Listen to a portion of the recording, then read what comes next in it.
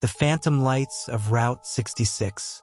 In the 1950s, Route 66 was the lifeline of America, connecting the country coast to coast. Along its endless miles of asphalt, countless travelers experienced strange and eerie occurrences. But none were as infamous as the phantom lights of New Mexico. Ellen and Jack Henderson, a young couple from Chicago, decided to take a cross-country road trip.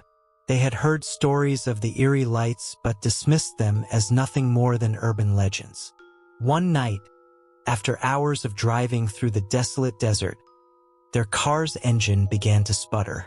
Jack pulled over, trying to figure out the problem.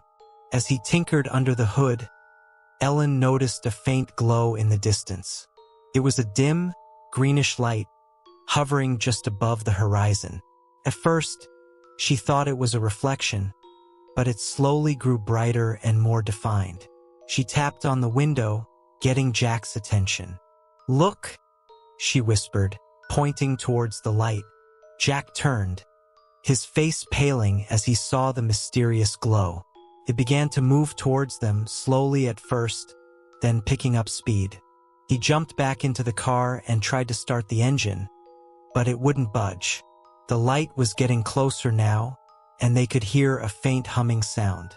It wasn't just one light, but several, all merging into a single blinding beam.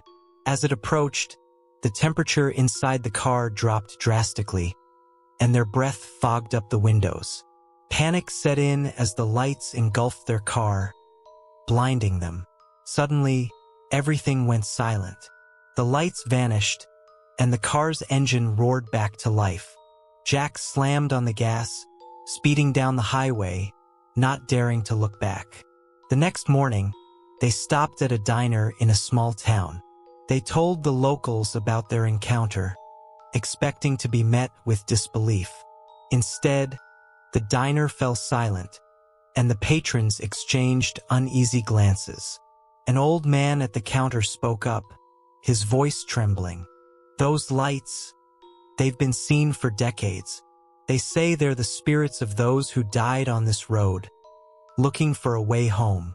Ellen and Jack left the diner, shaken. They continued their journey, but the memory of that night haunted them.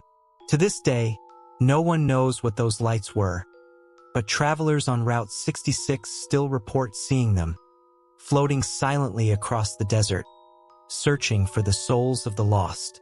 The Black Forest murmurs. The Black Forest in Germany has always been shrouded in mystery and folklore. Known for its dense woods and dark paths, it has been the setting for countless eerie tales. But none are as disturbing as the story of the Black Forest murmurs. In 1985, a group of hikers decided to explore a remote part of the forest, far from the well-trodden tourist paths. They were experienced adventurers, confident in their ability to navigate the wilderness. But as they ventured deeper into the forest, they began to hear strange whispers. At first, they dismissed them as the wind, but the sounds grew louder and more distinct. The whispers seemed to be coming from all around them, yet there was no one in sight. They stopped, trying to pinpoint the source, but the murmurs only became more unsettling. It was as if the forest itself was speaking to them, uttering words they couldn't understand. One of the hikers, a man named Lucas, claimed he heard his name being called. The others laughed it off, but Lucas insisted that the voice was real. He began to follow the sound, moving off the trail despite the others' warnings. As he ventured deeper into the woods, the whispers grew louder, almost frantic. His friends called after him, but Lucas was fixated on the voice. It led him to a clearing, where he found an ancient, moss-covered stone. The whispers stopped, replaced by an eerie silence. The others caught up to him, but as they approached, Lucas collapsed. He was unconscious, his skin cold and clammy. They tried to revive him, but he wouldn't wake up. Desperate, they carried him back to the nearest village, where he was taken to a hospital. Lucas eventually woke up, but he was never the same. He claimed that the forest had shown him something terrifying. He refused to speak of it, but his friends noticed a change in him. He became withdrawn and paranoid, convinced that something from the forest was following him. Months later, Lucas disappeared without a trace. Some say he went back to the Black Forest, drawn by the whispers. Others believe that whatever he encountered that day finally claimed him. To this day, hikers in the Black Forest report hearing strange murmurs in the trees, and those who follow the whispers are never seen again. The cursed painting of Lake Como.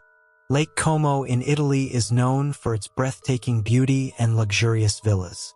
But behind its glamorous facade lies a dark and unsettling tale.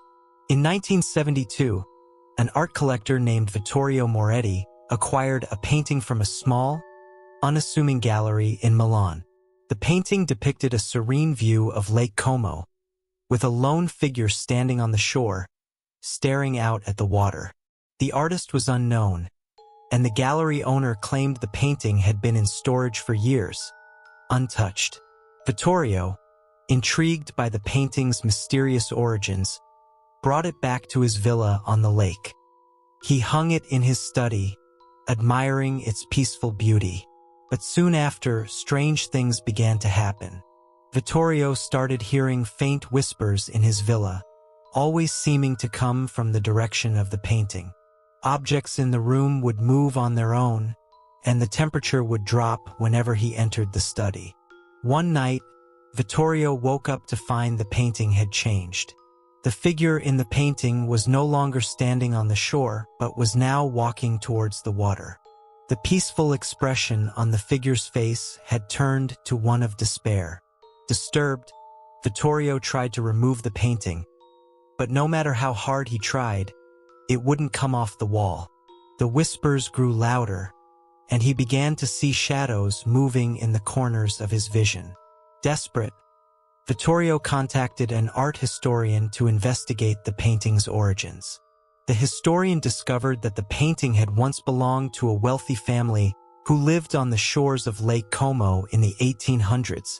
According to local legend, the family's eldest son had drowned in the lake under mysterious circumstances. The painting was commissioned shortly after his death, and it was said to be cursed. Vittorio, terrified, decided to destroy the painting, but as he set it on fire, the figure in the painting let out a blood-curdling scream. The flames consumed the canvas, but the curse was not lifted.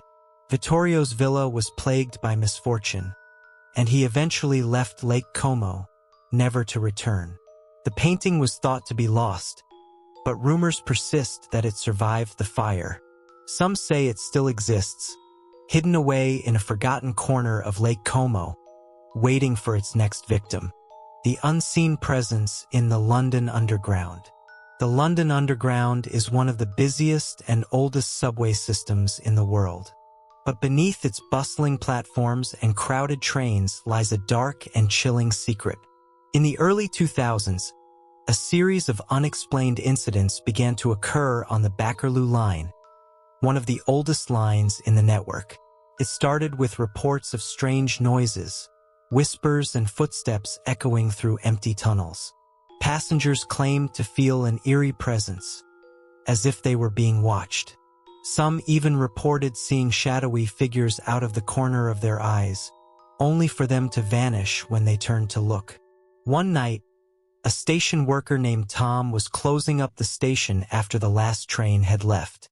As he walked down the platform, he heard footsteps behind him. He turned around, but no one was there. The footsteps continued, growing louder and closer. He called out, thinking it was a prank, but there was no response. Suddenly, the lights flickered, and Tom felt a cold hand brush against his shoulder. He spun around, but again, no one was there. The footsteps stopped, replaced by a low, guttural whisper. Terrified, Tom ran up the stairs and out of the station, not stopping until he was outside in the open air. The next day, Tom reported the incident to his supervisor, but he was met with skepticism. However, other workers soon came forward with similar stories. They spoke of doors opening and closing on their own, strange shadows moving through the tunnels, and the feeling of being watched by something unseen. The incidents became more frequent, and passengers began to experience them as well. People reported feeling a cold, clammy hand brush against them in the crowded trains, only to turn around and find no one there. Some even claimed to see faces staring at them from the darkness of the tunnels. The most chilling incident occurred in 2005 when a woman was found unconscious on a train at the end of the line. She was the only passenger left, and when she was revived, she was hysterical, claiming that something had been in the carriage with her. She described a shadowy figure that had appeared out of nowhere, reaching out towards her before she blacked out. Despite numerous investigations, no explanation was ever found for the strange occurrences on the Bakerloo line. The London Underground remains a place of mystery and fear, with many believing that the tunnels are haunted by something sinister, something that still lurks in the shadows, waiting for its next victim.